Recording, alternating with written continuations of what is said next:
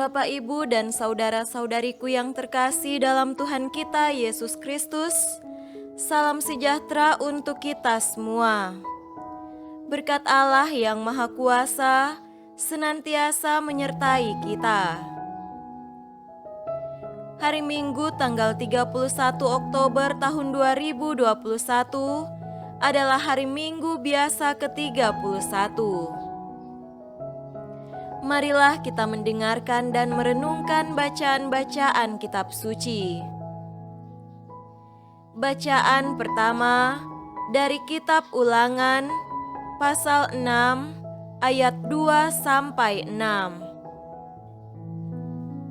Supaya seumur hidupmu engkau dan anak cucumu takut akan Tuhan Allahmu dan berpegang pada segala ketetapan dan perintahnya yang kusampaikan kepadamu, dan supaya lanjut umurmu. Maka dengarlah, hai orang Israel, lakukanlah itu dengan setia, supaya baik keadaanmu, dan supaya kamu menjadi sangat banyak, seperti yang dijanjikan Tuhan Allah nenek moyangmu, kepadamu di suatu negeri yang berlimpah-limpah susu dan madunya. Dengarlah, hai orang Israel, Tuhan itu Allah kita, Tuhan itu Esa. Kasihilah Tuhan Allahmu dengan segenap hatimu, dan dengan segenap jiwamu, dan dengan segenap kekuatanmu. Apa yang kuperintahkan kepadamu pada hari ini haruslah engkau perhatikan. Demikianlah sabda Tuhan. Syukur kepada Allah.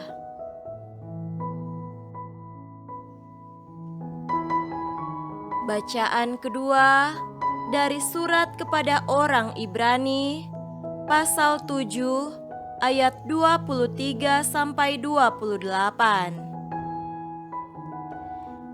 Dan dalam jumlah yang besar, mereka telah menjadi imam karena mereka dicegah oleh maut untuk tetap menjabat imam.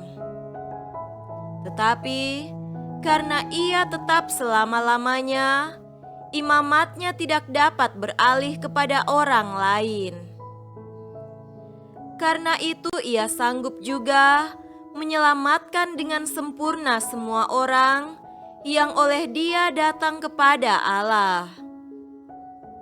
Sebab Ia hidup senantiasa untuk menjadi pengantara mereka.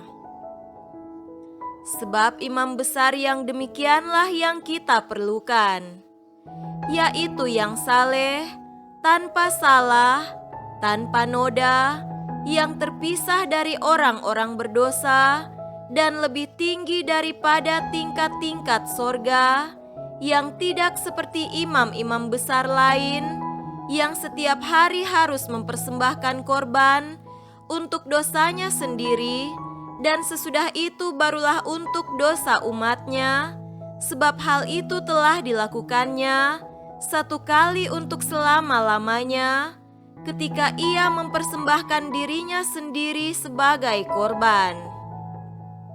Sebab hukum Taurat menetapkan orang-orang yang diliputi kelemahan menjadi imam besar, tetapi sumpah yang diucapkan kemudian daripada hukum Taurat menetapkan anak yang telah menjadi sempurna sampai selama-lamanya. Demikianlah sabda Tuhan. Syukur kepada Allah.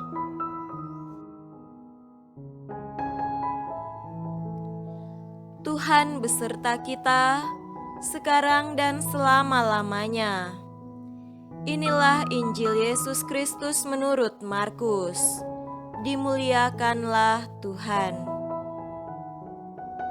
Injil Markus pasal 12 ayat 28b sampai 34. Orang-orang Saduki bersoal jawab dan tahu bahwa Yesus memberi jawab yang tepat kepada orang-orang itu datang kepadanya dan bertanya, "Hukum manakah yang paling utama?" Jawab Yesus, "Hukum yang terutama ialah, dengarlah, hai orang Israel, Tuhan Allah kita, Tuhan itu esa. Kasihilah Tuhan Allahmu dengan segenap hatimu, dan dengan segenap jiwamu, dan dengan segenap akal budimu, dan dengan segenap kekuatanmu. Dan hukum yang kedua ialah, kasihilah sesamamu manusia seperti dirimu sendiri. Tidak ada hukum lain yang lebih utama daripada kedua hukum ini." Lalu kata ahli Taurat itu kepada Yesus, "Tepat sekali, Guru, benar katamu itu, bahwa Dia esa dan bahwa tidak ada yang lain kecuali Dia. Memang mengasihi Dia dengan segenap hati dan dengan segenap pengertian dan dengan segenap kekuatan, dan juga mengasihi sesama manusia seperti diri sendiri adalah jauh lebih utama daripada semua korban bakaran dan korban sembelihan." Yesus melihat bagaimana bijaksananya jawab orang itu, dan Ia berkata kepadanya, "Engkau tidak jauh dari kerajaan Allah." Dan seorang pun tidak berani lagi menanyakan sesuatu kepada Yesus. Demikianlah Injil Tuhan. Terpujilah Kristus.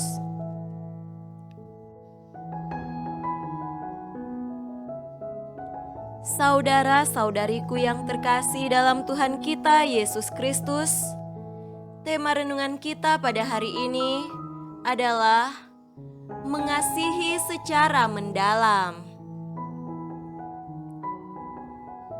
Kedatangan Yesus Kristus ke dunia ini memberi warna indah pada hubungan antara Allah dan manusia.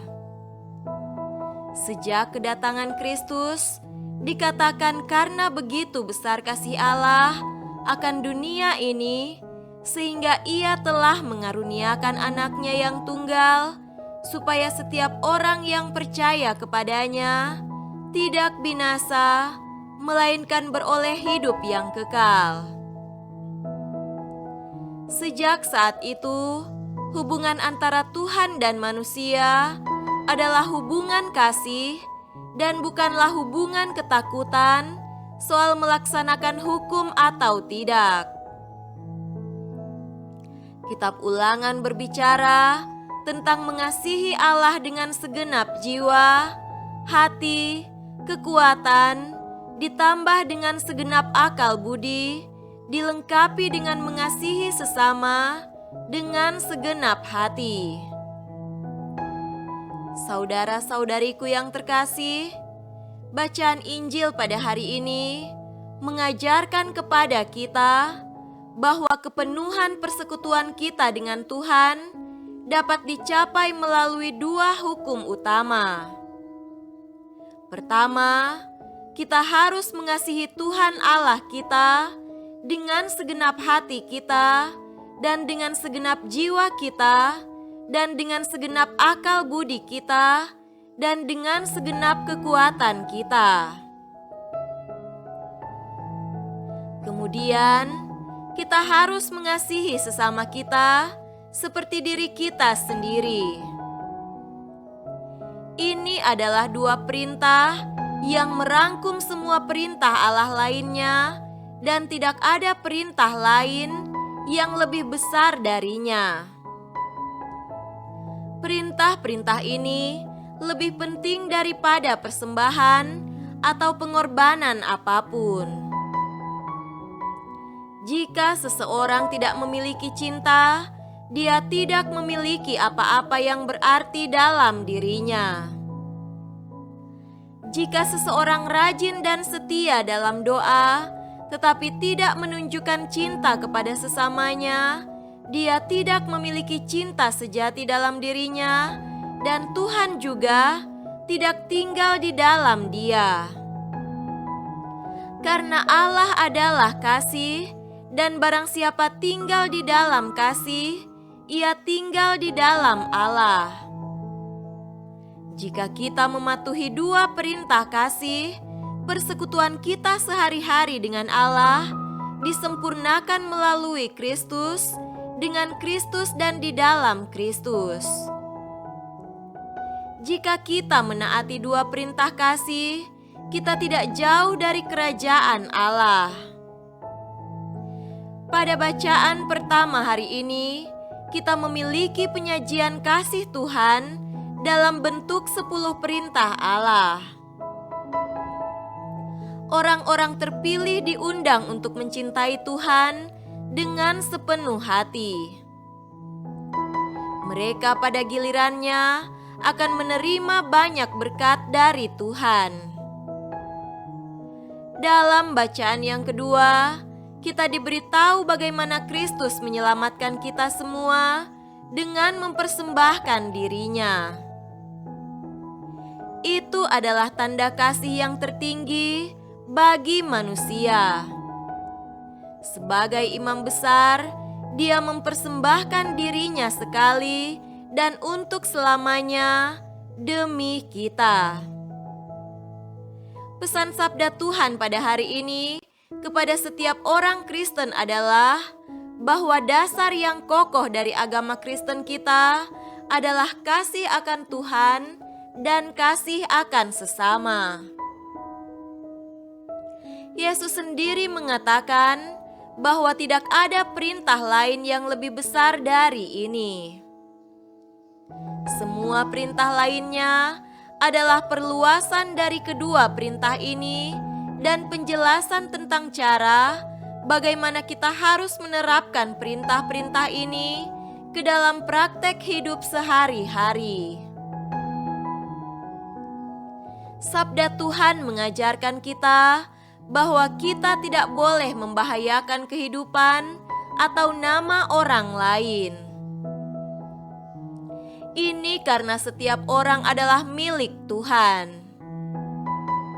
Tuhanlah yang memberi kehidupan, dan Tuhan yang sama telah memberi kita perintah untuk mencintai dan menghormati semua orang. Mengganggu kehidupan seseorang berarti mengganggu hak-hak Allah dan melanggar perintahnya. Kita juga memiliki perintah untuk mencintai Tuhan yang tak terbatas dan sempurna. Pada kenyataannya, Tuhan tidak membutuhkan cinta kita. Tetapi kita dapat mengasihi sesama kita yang diciptakan menurut gambar dan rupa Allah. Sementara Tuhan yang tak terbatas tidak memiliki kebutuhan yang dapat kita sediakan. Dia memiliki tuntutan atas pelayanan kita, rasa hormat kita, dan rasa syukur kita. Tuhanlah yang memberi kita hidup dan keberadaan, termasuk setiap karunia yang kita miliki. Oleh karena itu, pentinglah bagi kita untuk mencintainya, menghormati namanya, dan menghormati kehadirannya.